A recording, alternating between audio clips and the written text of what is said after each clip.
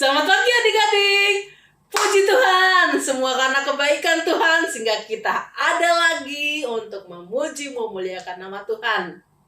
Dengan sikap berdoa, kita mau menghadap Tuhan.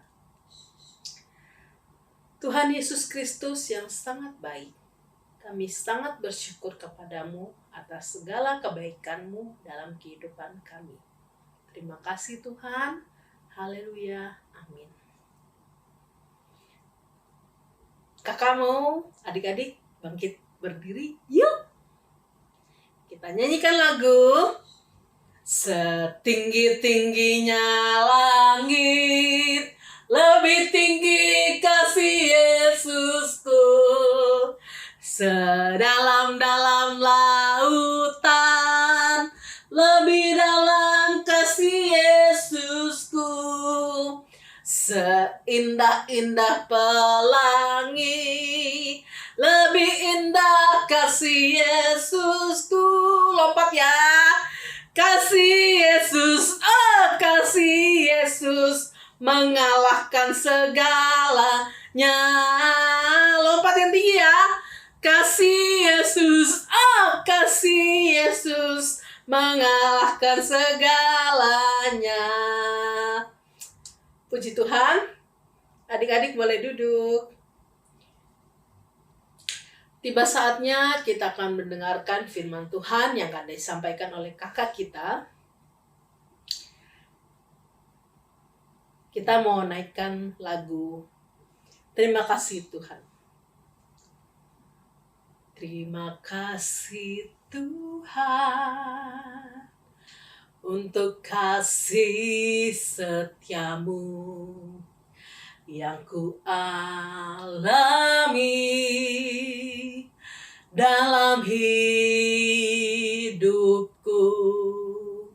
Terima kasih Yesus untuk kebaikan-Mu sepanjang hidupku.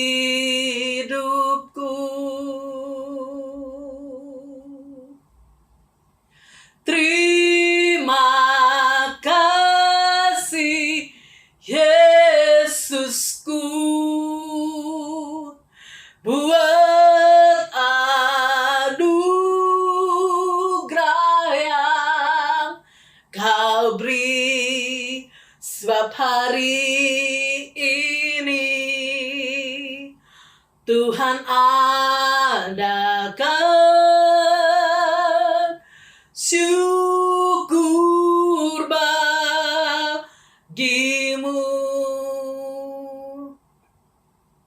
Shalom adik-adik, kita bertemu lagi pada ibadah sekolah minggu kita pada pagi hari ini. Kita akan memulai pelajaran Alkitab kita pada pagi hari ini ya adik-adik ya. Sebelum kita memulai ibadah kita berdoa ya. Kakak akan pimpin dalam doa. Tuhan Yesus yang mengasihi kami mengucap syukur Tuhan atas pemeliharaan Tuhan selama seminggu ini Tuhan. Sehingga kami dapat beribadah lagi untuk sekolah minggu pada pagi hari ini secara online Tuhan. Tuhan pimpin acara kebaktian ini Tuhan. Biarlah berjalan sesuai dengan kehendak Tuhan. Biarlah kami juga bisa duduk dengan tenang, dengan sabar untuk mendengarkan firman Tuhan. Dan firman Tuhan yang akan disampaikan pada pagi hari ini Tuhan dapat tertanam dalam hati kami dan dapat kami lakukan dalam kehidupan kami sehari-hari. Terima kasih ya Tuhan. Dalam nama Tuhan Yesus kami sudah berdoa. Amin.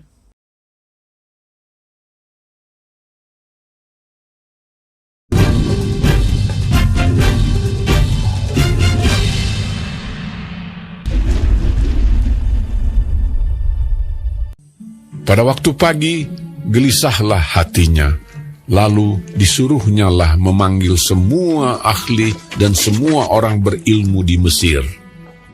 Fir'aun menceritakan mimpinya kepada mereka, tetapi seorang pun tidak ada yang dapat mengartikannya kepadanya. Lalu berkatalah kepala juru minuman kepada Fir'aun, "Hari ini aku merasa perlu menyebutkan kesalahanku yang dahulu. Waktu itu tuanku Firaun murka kepada pegawai-pegawainya dan menahan aku dalam rumah pengawal istana beserta dengan kepala juru roti. Pada Sabtu malam juga kami bermimpi. Aku dan kepala juru roti itu masing-masing mempunyai mimpi dengan artinya sendiri. Bersama-sama dengan kami ada di sana seorang muda Ibrani, hamba kepala pengawal istana itu. Kami menceritakan mimpi kami kepadanya, lalu diartikannya kepada kami mimpi kami masing-masing. Dan seperti yang diartikannya itu kepada kami, demikianlah pula terjadi. Aku dikembalikan ke dalam pangkatku, dan kepala juru roti itu digantung. Kemudian Fir'aun menyuruh memanggil Yusuf. Segeralah ia dikeluarkan dari tutupan. Ia bercukur dan berganti pakaian, lalu pergi menghadap Fir'aun. Berkatalah Fir'aun kepada Yusuf, Aku telah bermimpi, dan seorang pun tidak ada yang dapat mengartikannya. Tetapi telah kudengar tentang engkau. Hanya dengan mendengar mimpi saja, engkau dapat mengartikannya. Yusuf menyahut Fir'aun, Bukan sekali-kali aku, melainkan Allah juga yang akan memberitakan kesejahteraan kepada tuanku Firaun. Lalu berkatalah Fir'aun kepada Yusuf, Dalam mimpiku itu, aku berdiri di tepi sungai Nil. Lalu tampaklah dari sungai Nil itu keluar 7 ekor lembu yang gemuk badannya dan indah bentuknya, dan makan rumput yang di tepi sungai itu. Tetapi kemudian tampaklah juga keluar 7 ekor lembu yang lain, kulit pemalut tulang, sangat buruk bangunnya, dan kurus badannya. Tidak pernah kulihat yang seburuk itu di seluruh tanah Mesir. Lembu yang kurus dan buruk itu memakan ke-7 ekor lembu gemuk yang mula-mula. Lembu-lembu ini masuk ke dalam perutnya. Tetapi walaupun telah masuk ke dalam perutnya, tidaklah kelihatan sedikit pun tandanya. Bangunnya tetap sama buruknya seperti semula. Lalu terjagalah aku. Selanjutnya, dalam mimpiku itu kulihat timbul dari satu tangkai 7 bulir gandum yang berisi dan baik. Tetapi kemudian tampaklah juga tumbuh 7 bulir yang kering, kurus dan layu oleh angin timur. Bulir yang kurus itu memakan ke-7 bulir yang baik tadi. Telah kuceritakan hal ini kepada semua ahli, tetapi seorang pun tidak ada yang dapat menerangkannya kepadaku. Lalu kata Yusuf kepada Fir'aun, Kedua mimpi tuanku Firaun itu sama. Allah telah memberitahukan kepada tuanku Firaun apa yang hendak dilakukannya. Ke-7 ekor lembu yang baik itu ialah 7 tahun, dan ke-7 bulir gandum yang baik itu ialah 7 tahun juga. Kedua mimpi itu sama. Ke-7 ekor lembu yang kurus dan buruk, yang keluar kemudian, maksudnya 7 tahun. Demikian pula ke-7 bulir gandum yang hampa dan layu oleh angin timur itu. Maksudnya akan ada 7 tahun kelaparan. Inilah maksud perkataanku ketika aku berkata kepada tuanku Firaun, Allah telah memperlihatkan kepada tuanku Firaun apa yang hendak dilakukannya. Ketahuilah tuanku, akan datang 7 tahun kelimpahan di seluruh tanah Mesir. Kemudian akan timbul 7 tahun kelaparan. Maka akan dilupakan segala kelimpahan itu di tanah Mesir, karena kelaparan itu mengurus keringkan negeri ini. Sesudah itu akan tidak kelihatan lagi bekas-bekas kelimpahan di negeri ini karena kelaparan itu, sebab sangat hebatnya kelaparan itu. Sampai 2 kali mimpi itu diulangi bagi tuanku Firaun, berarti hal itu telah ditetapkan oleh Allah, dan Allah akan segera melakukannya. Oleh sebab itu, baiklah tuanku Firaun mencari seorang yang berakal budi dan bijaksana, dan mengangkatnya menjadi kuasa atas tanah Mesir. Baiklah juga tuanku Firaun berbuat begini, yakni menempatkan penilik-penilik atas negeri ini, dan dalam ke-7 tahun kelimpahan itu memungut 1/5 dari hasil tanah Mesir. Mereka harus mengumpulkan segala bahan makanan dalam tahun-tahun baik yang akan datang ini. Dan di bawah kuasa tuanku Firaun menimbun gandum di kota-kota sebagai bahan makanan serta menyimpannya. Demikianlah segala bahan makanan itu menjadi persediaan untuk negeri ini dalam ke-7 tahun kelaparan yang akan terjadi di tanah Mesir, supaya negeri ini jangan binasa karena kelaparan itu. Usul itu dipandang baik oleh Fir'aun dan oleh semua pegawainya. Lalu berkatalah Fir'aun kepada para pegawainya, Mungkinkah kita mendapat orang seperti ini? Seorang yang penuh dengan roh Allah. kata Fir'aun kepada Yusuf, Oleh karena Allah telah memberitahukan semuanya ini kepadamu, tidaklah ada orang yang demikian berakal budi dan bijaksana seperti engkau. Engkaulah menjadi kuasa atas istanaku, dan kepada perintahmu seluruh rakyatku akan taat. Hanya tahta inilah kelebihanku daripadamu. Selanjutnya Fir'aun berkata kepada Yusuf, Dengan ini, aku melantik engkau menjadi kuasa atas seluruh tanah Mesir. Sesudah itu Fir'aun menanggalkan cincin meterainya dari jarinya dan mengenakannya pada jari Yusuf. Dipakaikannya lah kepada Yusuf pakaian daripada kain halus dan digantungkannya kalung emas pada lehernya. Lalu Fir'aun menyuruh menaikkan Yusuf dalam keretanya yang kedua, dan berserulah orang di hadapan Yusuf, Hormat! Demikianlah Yusuf dilantik oleh Fir'aun menjadi kuasa atas seluruh tanah Mesir. Berkatalah Fir'aun kepada Yusuf, Akulah Firaun, tetapi dengan tidak setaumu, seorang pun tidak boleh bergerak di seluruh tanah Mesir. Lalu Fir'aun menamai Yusuf Zafnat Pa'aneah, serta memberikan Asnat, anak Potifera, imam di On, kepadanya menjadi istrinya. Demikianlah Yusuf muncul sebagai kuasa atas seluruh tanah Mesir.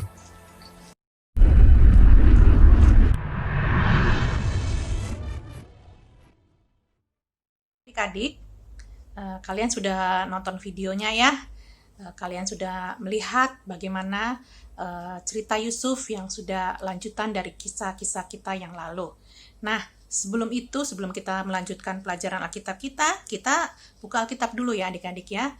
Ayo semua buka Alkitabnya, kita akan baca bersama-sama dari Amsal 2 ayat 6.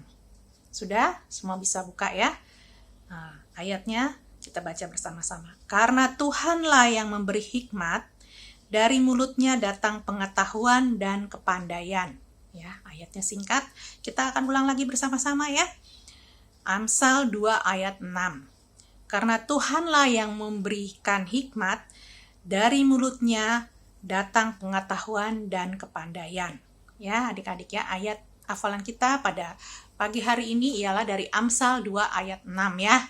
Ayatnya singkat, kakak harap kalian bisa menghafalnya ya. Nah, adik-adik, cerita kita pada pagi hari ini masih berkisar tentang Yusuf di negeri Mesir ya. Kalian sudah lihat tadi ceritanya ya. Cerita ini juga adalah lanjutan dari kisah yang kita pelajari minggu yang lalu ya adik-adik ya. Bagaimana Yusuf itu dijual oleh saudara-saudaranya ke Mesir ya adik-adik ya. Dan ada cerita Yusuf sampai dimasukkan ke dalam penjara, dan di penjara tersebut dia menafsirkan mimpi dari orang-orang yang ada dalam penjara tersebut. Nah, kemudian akhir kata Yusuf juga menafsirkan mimpi dari Firaun. Ya, adik-adik, Firaun adalah penguasa di tanah Mesir. Nah, mimpi Firaun itu bisa ditafsirkan Yusuf karena pertolongan dari Tuhan. Ya, adik-adik ya. Tuhan memberikan hikmat kepada Yusuf untuk menafsirkan mimpi dari Firaun. Ya, kalian sudah tahu tadi ceritanya ya bahwa berdasarkan dari penafsiran mimpi Yusuf dari mimpi Firaun yang sudah ditafsirkan oleh Yusuf, di situ diketahui bahwa Mesir akan mengalami 7 tahun masa berkelimpahan, ya, panen yang melimpah, ya adik-adik ya. Dan setelah 7 tahun, apa yang terjadi kemudian? Mesir juga akan mengalami 7 tahun masa kelaparan. Nah, adik-adik, setelah 7 tahun masa berkelimpahan, Yusuf diberikan hikmat oleh Tuhan. Ya, jadi ketika masa masa berkelimpahan terjadi di tanah Mesir, Yusuf mengumpulkan hasil-hasil ladang, ya, hasil-hasil pertanian dia dikumpulkan, ya, sehingga dimasukkan ke dalam gudang, ya adik-adik ya, sehingga orang Mesir pada saat diharapkan pada saat mereka menghadapi masa kelaparan, mereka tidak akan mengalami kelaparan, ya. Kemudian apa yang terjadi adik-adik? Benar seperti apa yang mimpi yang ditafsirkan oleh Yusuf, mimpi Firaun yang ditafsirkan oleh Yusuf, bahwa satu saat akan ada masa kelaparan. Nah adik-adik, dan 7 tahun ke masa kelaparan itu memang terjadi. Dan masa kelaparan itu bukan hanya terjadi di Mesir, tetapi juga terjadi di seluruh dunia, ya adik-adik ya. Tapi karena hasil dari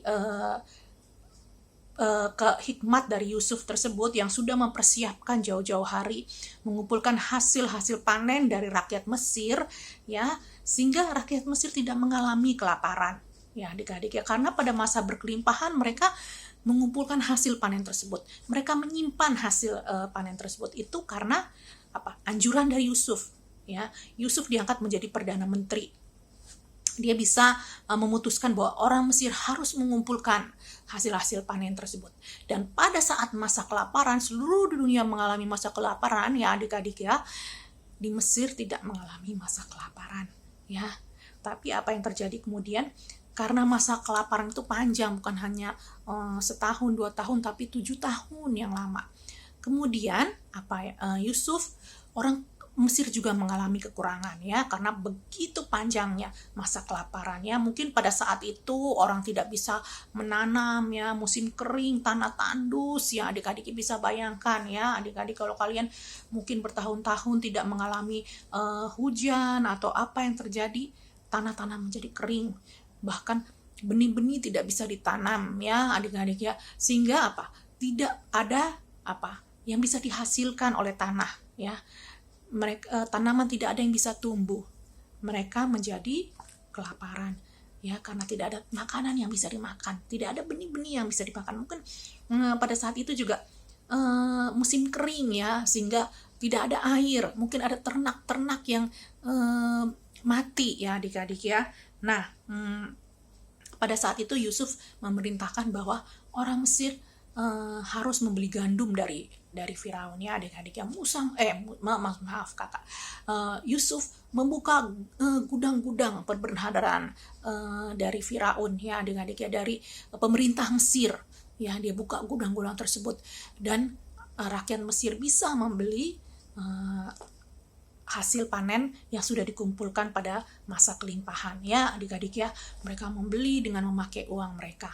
Nah akhirnya ketika uang mereka sudah habis, ya, uang-uang dorong Mesir ini sudah habis, mereka bingung, apalagi dia kemudian datang lagi ke Yusuf, Tuhan, kami sudah kehabisan, kami sudah tidak punya uang lagi, apa yang bisa kami berikan, kami masih punya ternak. Kemudian Yusuf katakan apa? Kalian punya ternak, berikan ternak itu kepada Firaun, kepada pemerintah, ya adik-adik ya. Kemudian apa yang terjadi? Orang Mesir memberikan ternak mereka kepada pemerintah, ya adik-adik ya. Nah, kemudian setelah ternak mereka habis, mereka datang lagi. Yusuf, Tuhan kami sudah tidak punya apa-apa lagi, ya. Uang kami sudah habis, ternak kami sudah kami berikan kepada Firaun, kepada pemerintah Mesir. Apa yang kami dapat berikan kepada Firaun supaya kami bisa mendapatkan gandum atau benih-benih yang dapat kami tanam, ya adik-adik ya. Kemudian Yusuf tidak katakan, kalau kalian sudah kehabisan ternak, kalian bisa memberikan tanah kalian, ya adik-adik ya. Nah, Yusuf melakukan ini bukan karena Yusuf itu orang memanfaatkan kondisi orang Mesir yang sedang kelaparan, tidak. Tapi dia mau supaya rakyat Mesir itu bekerja keras, bekerja ya, bukan malas-malasan saja diberi makan oleh Firaun, tapi Yusuf mau supaya mereka juga bekerja sehingga Mesir itu tidak mengalami masa kesukaran ya adik-adik ya. Dan kemudian Yusuf mereka memberikan tanah mereka kepada pemerintah Mesir, kepada Firaun. Nah, tapi bukan hanya itu. Ketika mereka memberikan tanah tersebut, mereka hasil dari panen mereka ya, benih-benih yang sudah diberikan oleh Yusuf, mereka harus memberikan kepada Firaun sebanyak berapa? 1/5 hasil ya adik-adik ya, 1/5 dari hasil panen mereka ya adik-adik ya. Jadi mereka tidak hanya bekerja kerja tidak ada hasil, tidak mendapat apa-apa, bukan seperti budak yang tidak dapat apa-apa ya, tapi mereka juga bisa makan dari hasil panen tersebut ya adik-adik ya. Tapi 1/5 dari hasil panen tersebut mereka berikan kepada pemerintah Mesir, kepada Firaun ya adik-adik ya. Itu karena hasil dari tadi ya, yang sudah perjanjian antara rakyat Mesir dan kepada Firaun ya adik-adik ya. Nah, kenapa Yusuf bisa berbuat seperti itu? Ya adik-adik, Yusuf bisa berbuat seperti itu karena Tuhan memberikan dia hikmat. Ya adik-adik ya, Tuhan memberikan dia hikmat. Hikmat yang diberikan kepada Yusuf itu bukan tiba-tiba dapat hikmat, tapi Yusuf mengalami masa-masa kesulitan. Ya adik-adik ya, seperti cerita yang tadi kita dengar, kita sudah tonton. Ya, bukan tiba-tiba Yusuf itu langsung tiba-tiba jadi Perdana Menteri. Tidak adik-adik, tapi Tuhan mendidik dia. Ya, ketika dari pertama Yusuf dijual kepada saudagar dari Mesir oleh saudara-saudaranya, itu mulai Tuhan mengajar dia, Tuhan mendidik dia ya adik-adik ya. Kemudian apa yang terjadi, kalian sudah nonton tadi, dia bekerja di rumah Potifar, dia bekerja dengan baik, menjadi kesayangan Potifar. Tapi apa yang dialami Yusuf, dia sudah bekerja keras, sudah menyerahkan tenaganya kepada Potifar, dia bekerja dengan jujur ya adik-adik ya, bukan bekerja malas-malasan, tapi bekerja yang jujur. Tapi dia difitnah lagi oleh istri dari Firaun, dan akhirnya apa, Yusuf dimasukkan ke dalam lubang penjara ya adik-adik ya. Penjara di Mesir itu penjara bukan di negerinya sendiri, jauh dari orang tuanya. Kemudian apa yang dia mengalami setelah dia jauh juga, dia dimasukkan ke dalam penjara ya. Tuhan, didikan Tuhan seperti itu ya adik-adik ya. Dan kemudian apa yang dialami Yusuf, dia masuk di penjara, apakah dia marah kepada Tuhan? Tidak adik-adik. Tidak, Yusuf tidak mengeluh, tidak marah kepada Tuhan. Ya, pada masa dia di penjara masih muda, ya adik-adik ya, masih muda sekali dia dimasukkan ke dalam penjara. Kemudian apa terjadi? Yusuf menafsirkan mimpi dari juru minuman, Yusuf menafsirkan mimpi dari juru makanan Raja Firaun, dan kemudian melalui penafsiran mimpi itu, hikmat yang diberikan Tuhan kepada Yusuf, apa yang terjadi? Yusuf juga bisa menafsirkan mimpi dari Firaun. Ketika Yusuf berhasil menafsirkan mimpi dari Firaun, Firaun tahu bahwa Yusuf ini adalah orang yang luar biasa. Ya, tidak ada seorang pun yang bisa menafsirkan mimpi dari Firaun di tanah Mesir. Ya, adik-adik, dicari semua orang untuk menafsirkan mimpi. Hanya satu orang, Yusuf orang Yahudi. Yusuf orang yang percaya kepada Tuhan. Dia bisa menafsirkan mimpi Firaun. Yusuf yang tadinya orang tahanan, yang ada di dalam lubang tahanan, ya, Tuhan memakai dia untuk menafsirkan mimpi Firaun. Mimpi Firaun itu bisa menceritakan masa depan, kejadian yang akan datang, ya adik-adik, yang akan menimpa Mesir, yaitu Mesir mengalami 7 tahun masa kelimpahan, tapi dilanjutkan dengan 7 tahun masa kelaparan. Nah adik-adik, kalau Yusuf tidak menafsirkan mimpi Firaun seperti itu, mungkin pada saat orang Mesir mengalami masa kelimpahan, wah mereka tenang-tenang aja, wah ini bakalan hebat nih kita nih, wah makan seperti ini terus. Ternyata orang Mesir juga mengalami masa kelaparan yang panjang. Nah itu berkat dari siapa? Berkat Yusuf yang menafsirkan. Walaupun mereka mengalami masa kelaparan, di seluruh dunia mengalami masa kelaparan, tapi orang Mesir tidak mengalami masa kelaparan.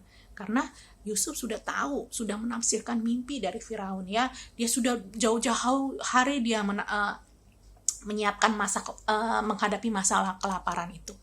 Ya, adik-adik, itu berkat siapa? Adik-adik, berkat Tuhan ya, yang memberikan hikmat kepada Yusuf ya, adik-adik ya. Yusuf diajar oleh Tuhan, dia mengalami masa-masa kesukaran ya, adik-adik. Dia walaupun dia sudah anak yang takut kepada Tuhan ya, yang dengar-dengaran kepada Tuhan, yang hidup jujur di hadapan Tuhan, hidup tulus di hadapan Tuhan, tapi dia mengalami kesengsaraan. Tapi disitulah Tuhan mengajar Yusuf ya, adik-adik ya, sehingga dia tidak menjadi orang yang sombong ya. Dia tahu selama ini Tuhanlah yang menolong dia. Nah, adik-adik, mungkin di antara adik-adik ada yang mengalami hikmat atau pintar di sekolah. Kita tidak boleh sombong ya, adik-adik ya. Kita harus yakin bahwa itu yang diberikan oleh Tuhan, seperti ayat hafalan tadi, bahwa Tuhanlah yang memberikan hikmat kepada kita ya, adik-adik ya. Sehingga seperti Yusuf walaupun dia mengalami masa-masa kejayaan ya, dia diangkat menjadi orang nomor 2 di Mesir. Bayangkan adik-adik, Yusuf yang tadinya ada di penjara tiba-tiba diangkat menjadi orang nomor 2 di Mesir ya, adik-adik ya, di bawah Firaun ya. Mungkin orang lain yang tadinya anak buahnya Firaun yang udah hebat-hebat kalah dari Yusuf yang sudah dari penjara, dia bisa dipakai Tuhan dengan luar biasa. Nah, kalian harus sadar kalau kita juga punya pengetahuan, kita punya hikmat, itu semua berasal dari Tuhan ya, adik-adik ya. Kita mau hidup seperti Yusuf, kita harus, walaupun kita mengalami masa kesukaran, kita mengalami masa kesulitan, kita tidak boleh menjadi kecil hati ya. Kita harus percaya bahwa Tuhan, ada satu saat Tuhan akan menolong kita. Tuhan akan mengangkat kita seperti Yusuf yang diberikan hikmat kepada Tuhan ya. Yusuf bukan hanya setelah dia mendapatkan hikmat dari Tuhan, dia bukan hanya memakai itu untuk dirinya sendiri ya, adik-adik ya, tetapi dia juga memakai itu untuk rakyat Mesir ya, sehingga rakyat Mesir dapat membangun negaranya ya, adik-adik ya. Kalau kalian punya kepintaran, ketika kalian punya hikmat yang luar biasa, pakailah itu untuk menolong orang lain juga ya. Nah, kalau Yusuf mau melakukan hal-hal yang tidak baik dan sebagainya, dia orang nomor 2 dari Firaun di negara Mesir, tapi dia memakai itu semua untuk apa? Kemajuan dari tanah Mesir ya, adik-adik ya. Tuhan memberikan Yusuf hikmat yang luar biasa yang tidak bisa dimiliki orang-orang pada masa itu ya. Kita sebagai anak-anak Tuhan harus menyadari ya, adik-adik ya, pentingnya hikmat dari Tuhan ya, adik-adik ya, hikmat yang diberikan Tuhan ya, adik-adik ya. Kita harus berpikir bahwa hikmat dan pengetahuan yang kita miliki semua berasal dari Tuhan ya. Kemudian juga kita harus hidup selalu mengandalkan Tuhan seperti Yusuf tadi ya. Kita harus tetap percaya bahwa hanya Tuhanlah yang dapat menolong kita, adik-adik ya.